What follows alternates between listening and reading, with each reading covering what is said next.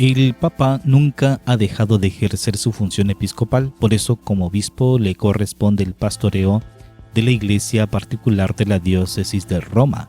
Nunca se ha planteado disociar la función de papado de la función como obispo, ni cuando Roma estuvo en ruinas en tiempos de los bárbaros, ni cuando el Papa residió lejos de Roma, tampoco cuando estuvo en el exilio.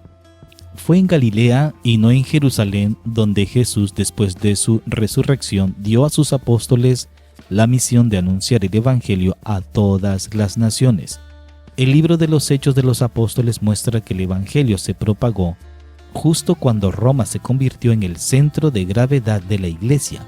Por otro lado, ¿qué habría sido de la Iglesia en una Jerusalén devastada por los romanos en el año 70, tal y como Jesús había anunciado? La historia del papado después de más de 2000 años ha conocido casos de mártires como el de Pedro, pero también de exiliados como Cleto, Clemente, Cornelio y Lucio en la época de la persecución romana, Liberio en tiempos de Constantino, Silverio en tiempos de los bárbaros. Durante siglos antes del cisma del 1054, Constantinopla fue una ciudad infinitamente más brillante que Roma. Constantinopla, a pesar de estar orgullosa de su grandeza, jamás reivindicó el primado. Más tarde, en un periodo de 70 años, en una época en la que Francia ejerció una fuerte presión sobre el papado, los sucesores de Pedro residieron en Aviñón. Santa Catalina de Siena se dirigió duramente al Papa Gregorio XI para que volviera a Roma. Al final lo consiguió. Pero incluso en estos tiempos turbulentos nunca se puso en cuestión si el obispo de Aviñón era el Papa.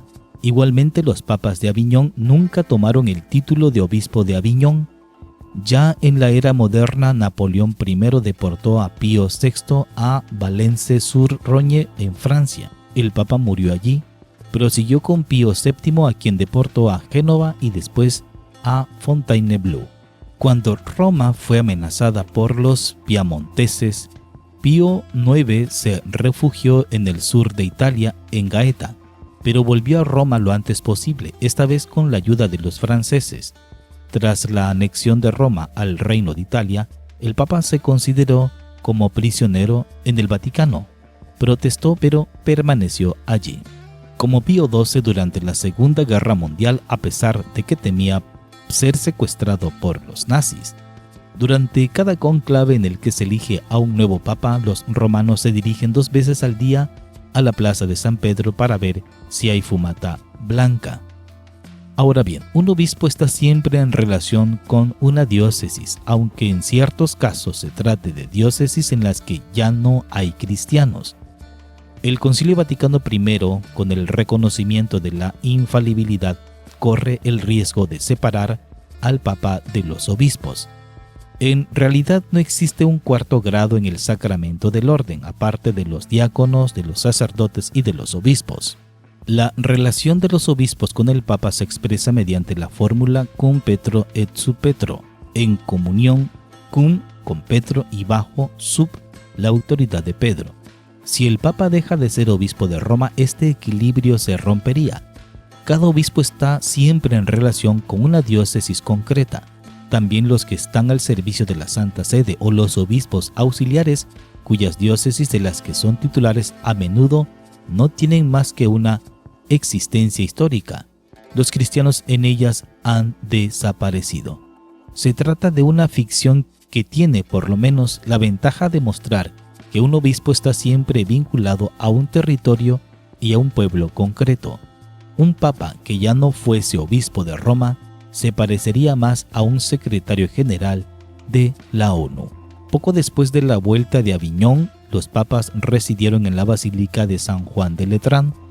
4 concilios ecuménicos llevan el nombre de Letrán.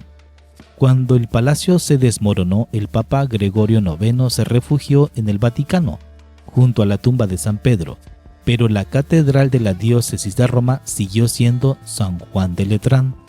A pesar de que el Papa entonces nunca salía del Vaticano, Pío XII se dirigió a los lugares afectados por el bombardeo del 19 de julio de 1943. Al mismo tiempo que anunció un concilio ecuménico, el Papa Juan XXIII lanzó un sínodo para la Iglesia de Roma. Juan Pablo II, en el transcurso de su largo pontificado, tuvo la ocasión de visitar domingo tras domingo todas las parroquias de Roma. Unos días después de su elección, el Papa Benedicto XVI se dirigió a San Juan de Letrán para tomar posesión como obispo de Roma. Una semana más tarde reunió a los sacerdotes y a los diáconos y les insistió en la necesidad de formar en Roma una verdadera iglesia local. Para el gobierno cotidiano de la diócesis, el Papa es ayudado por un cardenal vicario. La residencia del cardenal y de los servicios diocesanos están situadas junto a la Basílica de San Juan de Letrán. El Papa celebra allí la misa del Jueves Santo, durante la cual los sacerdotes de la diócesis renuevan sus compromisos. En el gobierno de la Iglesia Universal, el Papa es asistido por consejeros.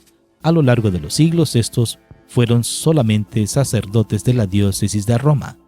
A partir de la Edad Media, los cardenales forman un grupo determinado que fue llamado más tarde el Sacro Colegio.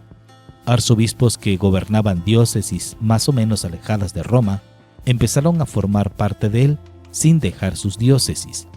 Pero para subrayar claramente que es la Iglesia de Roma la que tiene la misión, según la hermosa fórmula de Ignacio de Antioquía, de presidir en la caridad entre todas las iglesias, los cardenales se convierten en titulares de una iglesia en la diócesis de Roma. Papa y obispo de Roma, dos expresiones que convergen en una sola persona. Por ello, el Papa Benedicto XVI, en la homilía anteriormente citada, decía: en cuanto católicos, todos somos, de algún modo, también romanos. Te invitamos a que compartas esta información para que más católicos la conozcan. Dale me gusta, suscríbete, que Dios te bendiga.